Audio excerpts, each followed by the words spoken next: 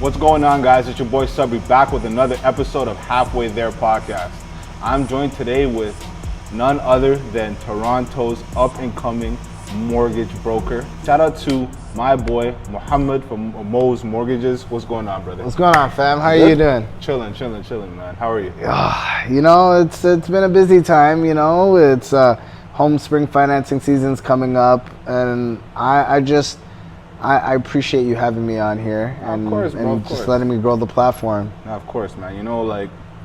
I like seeing people get into different lanes and getting into lanes that's going to be beneficial not only for themselves but for people in their communities, right? So you always have lanes where people may not have that outlet to go chase something, or try to go get something, and now that you're that person that people can go to for mortgages and possibly not get screwed by someone else is kind of, it's kind of nice. That's the key right there, is not getting screwed by someone else. Mm-hmm. It's there's a lot of sharks in the water.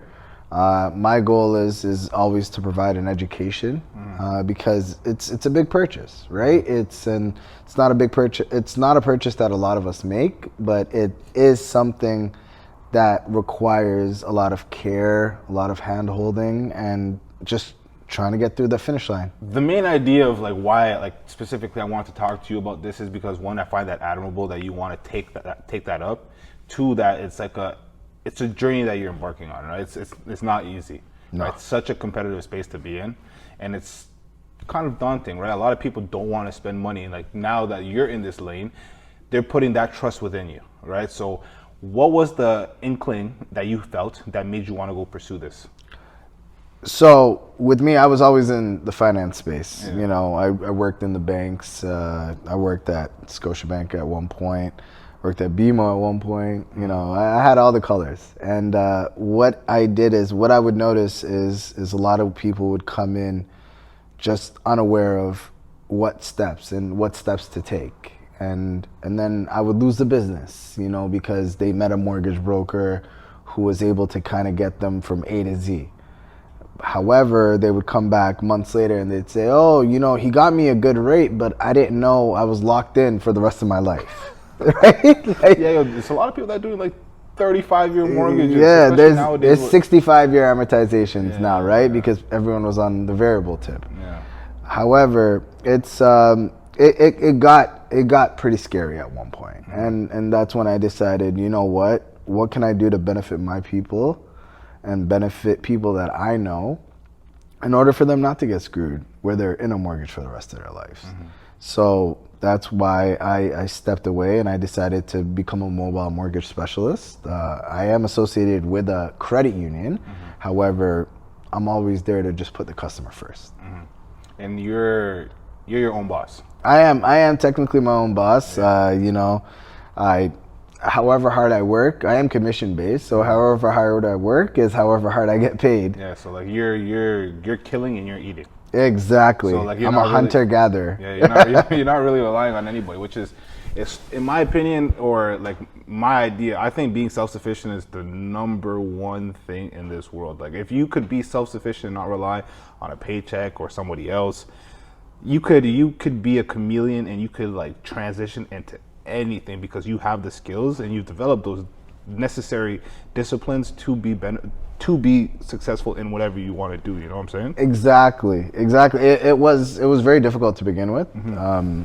Again, not gonna lie, I was a fish in deep water. I was used to getting a paycheck every 2 weeks. Mm-hmm.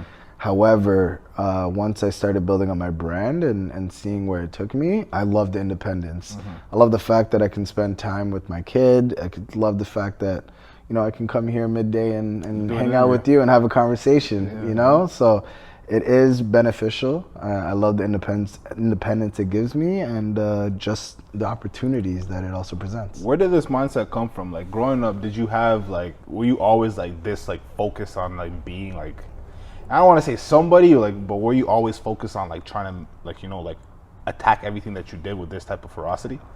No. Aside from sports, I loved sports. I played basketball, I played football. But let me cut you off. Even with the sports, you played sports. I'm sorry, off camera, you even said it. You played like football and basketball. It takes a crazy amount of discipline. You know what I'm saying? So like, don't even like sell yourself short on that end. We are our worst critics. I won't lie to you. But it does take a lot of discipline, and it took a lot of effort to both be a student and an athlete, right? And that's what I was really priding myself on.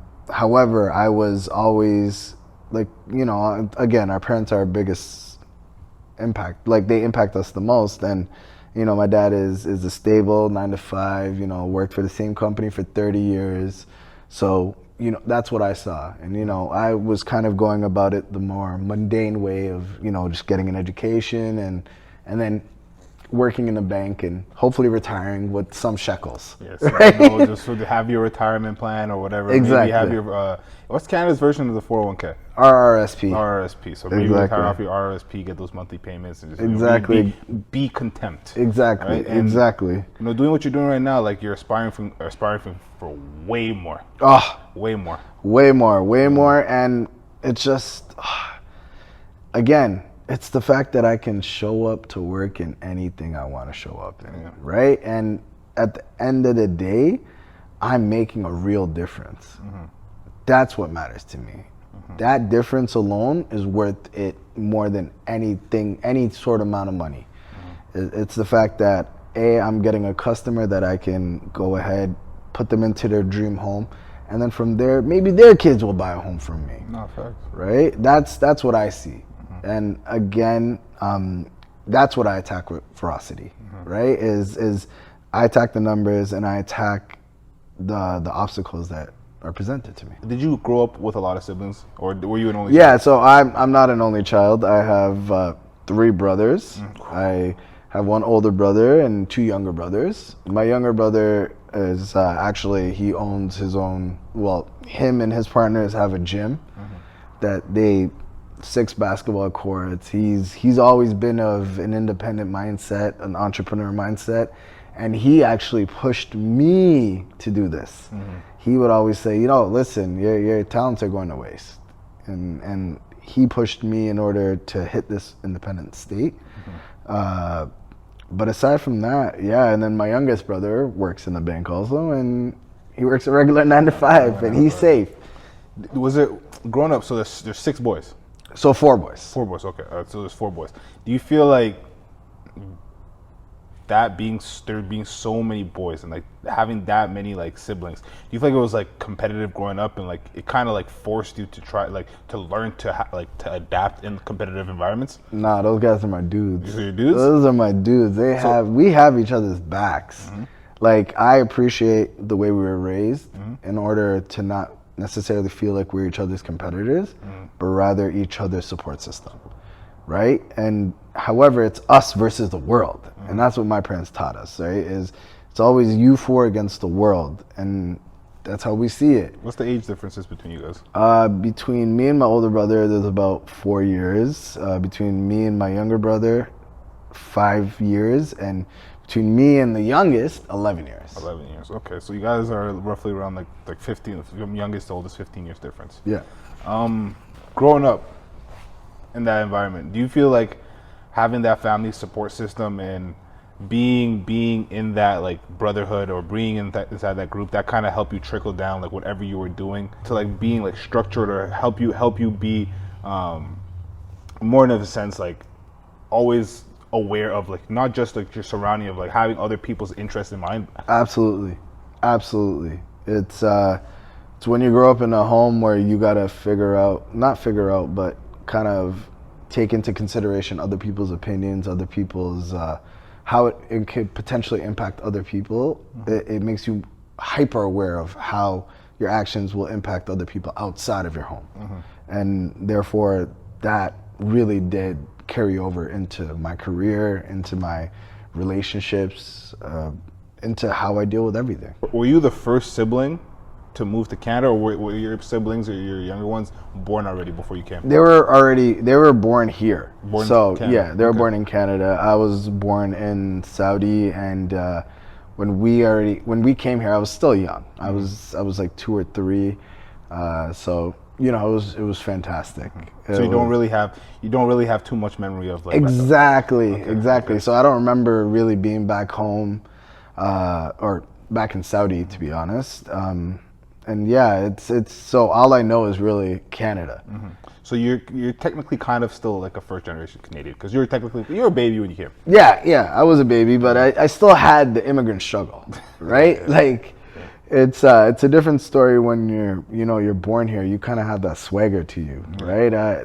When being the first one to my family, my dad did speak English. He was somewhat accustomed. I guess I would use the word accustomed to being here. However, it was still a struggle, right? Like we were living in a 1-bedroom studio apartment in Jamestown with every other hurry person. That's crazy. You know what I mean? Like exactly. In addition to just living in Teesdale, again growing up with our people. And then eventually kind of branching off, going to Esplanade and then to Vaughan, where I was the only black person. Yeah, Vaughan back then. It was literally me and a cow. Like we're the closest thing to being black in King City. But it was a fun experience. I love it. It made me who I am and it made me stronger for it, right? It made me be able to get along in different circles. Was it hard for you to like try to integrate into society? Like obviously because you have the way that you're being like brought up, your parents, you're being brought up traditionally, seeing so many different types of influences from the Toronto lifestyle, right? Was there a lot of like conflicting factors that were going on in life? Absolutely. Like my parents would never let me go to house parties. Yeah. Right? I would have to lie to get to a house party. Go to my boy's house. I'm going to my boy's house, I'm going to this. And until eventually one day, I think I was in grade 10 and my dad sat me down and he's like, listen, I'm not stupid. I know what you're doing. He's like, and I want you to know, he's like, I need you to be honest with yourself. Meaning, God forbid anything ever happens to you, as a father, I don't want anyone to come to me and say, hey, your son was here and me not know where you were. He's like, I don't care. Just tell me where you are. You're not a bad kid. You're not really doing anything bad. Just be honest. And you know what? Ever since that day, I've been honest. Yeah. Do you feel like kids nowadays, they don't have the same luxury that you guys were like, the same luxury that you guys had, like not in just like the freedoms, but more so just like the companionship? Absolutely. Like, I'm not gonna lie to you, like nowadays, social media with the phones and all those things, a lot of people's minds are rotted. They're being rotted, and they're losing that sense of community when they can find the communities online. And exactly. I'm Gen Z, so like there's a lot of brain rot in my generation, especially because of COVID. Probably gonna bleep that word out, but especially because of your generation, you guys were a lot more able to build those natural relationships with people, and it was a lot better than us. I would agree. I guess my only pushback would be is actually no. I actually wholeheartedly agree. Because like you could build a relationship with someone online, but you had to build a relationship with someone in person in our generation because we didn't have phones. We had T9 texting. I don't know if you ever dealt with T9 texting. I don't know what that means. So what it is you had to say the word hi. I would have to have pushed two buttons like 5 times in order to just get the word hi. Yeah. And that text message would cost me anywhere between 10 cents to 50 cents. So every conversation had to be crucial. Yeah. And that did not matter until about grade 11.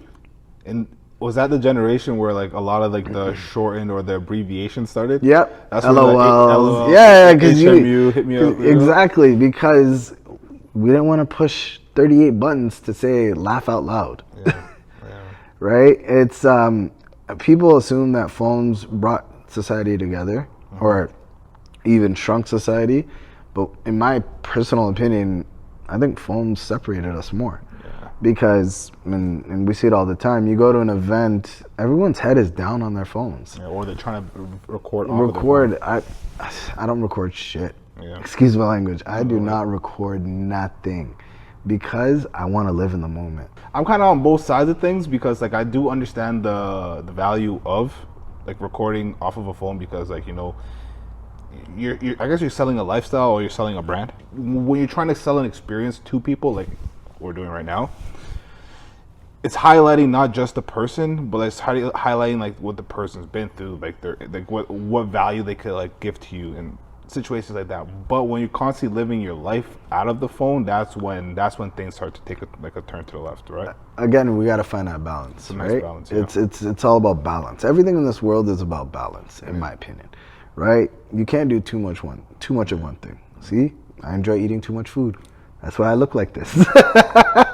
You could say you people work out too much, Yeah. right? And then you hurt your body. Yeah. It's always about balance. There always needs to be a give and a take, a give and a take, a give and a take. That's really what I try to live my life by. Yeah. When you were growing up, what were some things that you like always told yourself to like keep you grounded in a sense where you're always on the go, like you're doing your thing, like you're working, you're making money, you're meeting new people. You can kind of get caught up in the environment and what you're doing. What are some things that you told yourself, or some dialogue that you're always able to tell yourself to keep yourself grounded?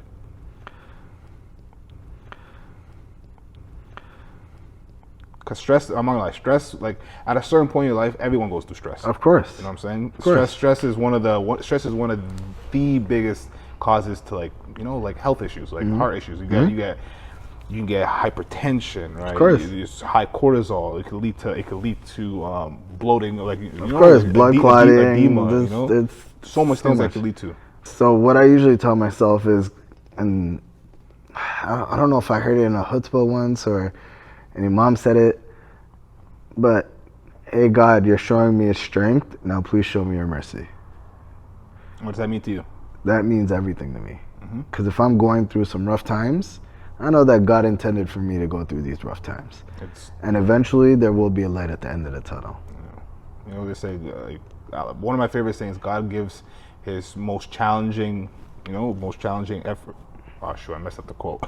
God, I think what's the quote? The quote is God gives his the most challenging obstacles to those who can handle it. Yeah.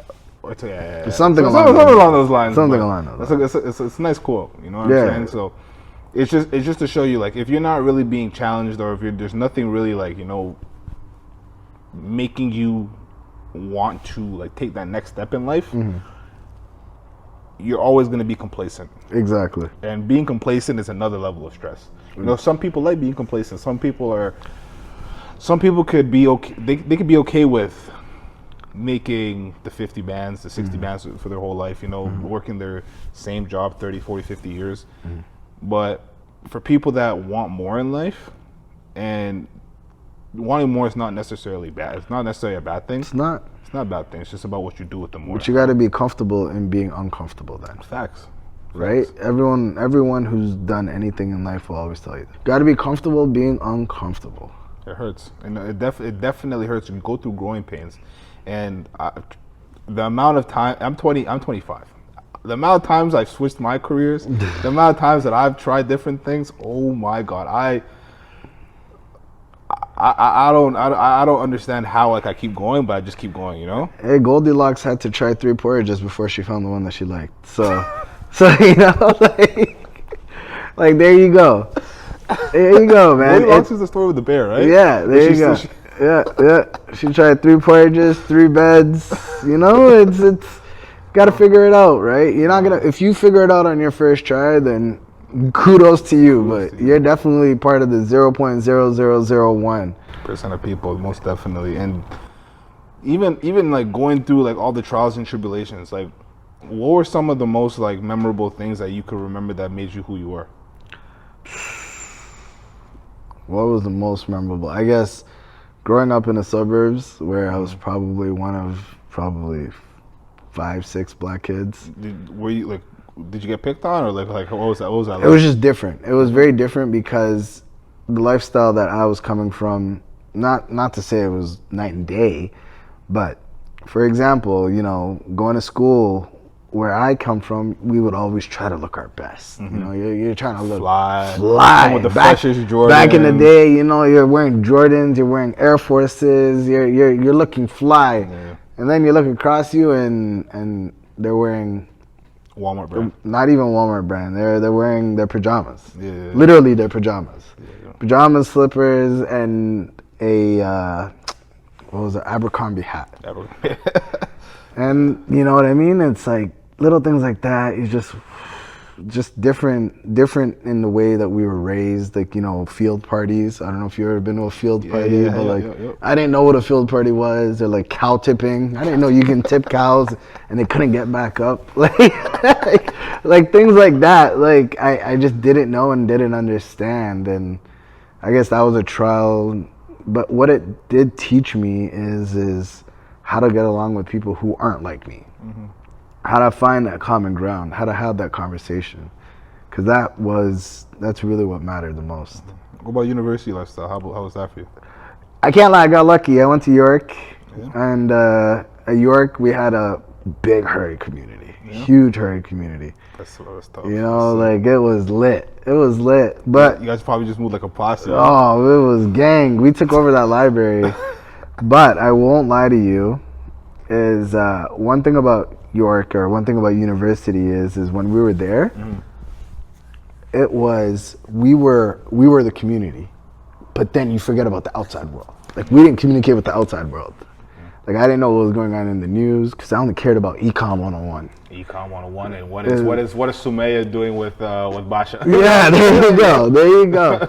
Exactly. So shit like that, man. It's just, that was it. Like, we were just focused, hyper aware about that. What did you graduate with? What was your thing? What was your degree in? In business. Yeah, business and society. Business society. Did you finish that in 4 years? I finished it in 3. Oof, this guy's a nerd. You're smart. Nah. I worked my ass off, bro. Yeah. I worked my ass off. I'm talking, in my last year, I took 42 credits, which is unheard of. But you know, I graduated cum laude, and you know. How was York's program like, or like how's York's just like structure for its students? Like, was it good back then? Because I think it's is it one of the top ranked schools in Canada? To be honest, I don't know. Oh. I can't really speak to that. To me, the experience was fantastic. We did have a term. It's called getting Yorked. Getting Yorked? What does that mean? Meaning, like, you know, administration will come up to you and say, "Hey, you owe us an extra 3 bands," and you're like, "What? For what?" like, "Oh, we didn't charge you for this class or this." And for example, on my graduation day, I almost didn't get my diploma or degree. Sorry, I almost didn't get my degree because I owed them like $1,500 in parking tickets. So things like that. It's called getting Yorked. Man, that should have been included in like your right. Tuition. Like, I just gave you guys like $25K. You can't let me slide after parking tickets. Man, those bureaucracies, man, are BS. They're all about the dollar. Oh, for real. Especially here in Toronto, man. Right now, where do you live in Toronto? Like, which part of the city? Are you in the east end, west end, downtown? I'm in Scarborough. How you like Scarborough? How you like the whole entire environment in Scarborough? I love it. I love being here. This is where I used to come every weekend. So, you know, it's nice to be close to my people. You know, it's sad. I'm away from my parents, but I see them every week, and I make sure that we have family dinners every Sunday. But I love being in Scarborough. I wouldn't see myself moving anywhere else. Place. A lot of people say this is like the ghetto side of Toronto, but I don't think so, man. Yeah, come look at some of the houses that I've done some mortgages on Kingston Road. The houses in Scarborough, they're really nice, like around these areas. But are a lot of the houses that you deal with, like the people that you think help with the mortgages, are they typically around the city? Like where, like who? It depends, right? So I've done mortgages in Ottawa. I've done mortgages in Brampton, Barrie, Toronto. I don't discriminate, right? And what are the better? I don't want to say better, but like, do you also do corporate actually? I don't do commercial, no. Oh, you don't do commercial? Is that like a whole entire different like? Oh, monster? It's a whole different monster. Yeah. Different gameplay, different game rules. Like it's a different animal. It's, you know, a commercial deal can take up to 6 months to almost a year to do. Would you get into that in the future? If you were to, inshallah, if you build when you build a big enough. Yes, yes. Well, Eventually, after I do want to get into commercial eventually, but I want to be an expert in the residential side. I want to make sure my brand is elite enough. Yeah. So the commercial, I want to get there when my brand in the residential. Once I've tapped out of the residential mortgage side. You know, this guy, inshallah, that'll be soon. You know, Inshallah. big bucks. And I want to say Inshallah, inshallah, I want to build billboards, multiple billboards, huge buildings. You know, like the thing is, like, there's so many people in our community, specifically the Hardy community, that are like starting to do like so much cool things. You know, Yeah. so much cool things, and like seeing someone like you, it's just like it inspire the next generation of people, especially because now like you're making it big on social media. You're cracking into a space that not too many people are cracking into. So when the younger generation sees what you're doing, they're gonna get motivation and they'll be inspired by what you're doing. You know what I'm saying? Exactly. And one thing I hope that I can inspire the younger generation or even our generation to do is to continue to utilize our own network, right? And this is probably something that everyone hears, but we're not the greatest at doing that. I'll be candid. We're not the greatest at doing that. And I want us to get there. At least, you know what? Listen, there's no shame in reaching out to a friend. It might work out to your benefit. It's just reach out to your community members, right? If I can't help you, I'll show you someone who can. Whether it's for mortgages, lawyers, insurance, like we have someone in every field now. We are not our parents. We are going to be better, and we're going to grow the community. That's how you grow the community. That's how you grow, and you just keep expanding like this. And although the Jewish people have they have their own issues, we need to take a page out of their book. Because we need to take a page out of the Asians. We need to take a page out of the Indians. Every other culture or ethnicity Community, has some sort of sense of community, except for I wouldn't even say except for us, because I know small groups of us take care of each other. You know what I mean? Like my friends will hook me up. They'll introduce me to clients and we'll go from there. But I want our people to really utilize. We have so much growth opportunity. We have so much intelligent people in our community. You know what I mean? It's we're gonna get there. We're gonna get there, and I hope I'm one of the pioneers to help us get there. No, inshallah, man. You know, like Inshallah. with trailblazers, you know, and it just takes an idea, and once the idea is put into fruition, it's just tiny steps to getting there. You know, because Exactly. at the end of the day, if no one's willing to like take those steps, and we're just gonna be constantly in the exact same cycle, and the next generation is gonna do the exact same BS. So you doing this, you getting into this mortgage space, and I don't really know too many other people doing this, honestly. You know what? And if there are other people, I'd love to connect. You know what I'm not a competitor, No, right? 100%, Again, teamwork. I wasn't raised to be a competitor. Let's grow together. Go together, and Right? you guys. If I can't do something, I'll send it your way. If you can't do it, send it my way. And like even like some young Hardy people, maybe like in 5 years from now, like when your firm is huge, like some young Hardy people that are in like the finance space that possibly like don't want to work for Deloitte, Exactly. that don't want to work for these large these large companies, and come to you and go like, yo, like, Yeah, no, they'll like, teach you the game. Yeah, you know. Right? It's there's so much opportunity, guys. Yeah, man. Right? We can all eat. 100%. Like, and for all like the young people that are seeing this, man, just remember, no matter what you're doing in life, no matter what phase you are, like if you're hurting, if you're doing well, things that you always have to remember: one, there's always going to be better days, and two, you always have to have some level of gratitude, because the day that you don't have gratitude is the day that you potentially might lose whatever you have, right? Anything can be taken from you like that, right? So be grateful for what you have. Be like have a strong hustle, and remember the people around you that are trying to help uplift you. Be grateful for those people. You know what I'm saying? Like, and for people like Mo that's paving a lane for a new generation or a new side of business for people in the not just the Hardy community, but like in Toronto and Canada. Look at him for inspiration. You know what I'm saying? Thank you. He didn't have to go down. He had a whole entire job. He had a whole, like, he was making a good living, but you know, he wanted to take a chance. He wanted to take a risk, and that's what it means to be halfway there. Once you have that level of mindset where you're thinking about something and you finally put like boots to the ground and you're walking the walk, man, you're halfway there. Now you just need to put all the necessary things in place, all the operations, and once those operations are in place, your journey's set. Absolutely.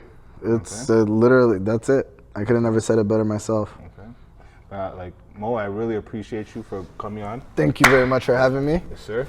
You know, and I hope you nothing but success. No, you too, man. Thank you. I love seeing like Harari people specifically, and I love seeing black people, like, you know, doing their thing. You know what I'm saying? Like people that come from nothing. You know what I'm saying? People that like their families have struggled. After they've seen like the downs, and after their families are seeing the ups. You know, so I love talking to people like that, and you know, people like you inspire not just the young generation, but like people like me, people that are like getting into business. So I appreciate you, Mo. No, for sure. Thank you very much for having me. I hope you have a good day, brother. All right, brother. Yes, sir. Thank you.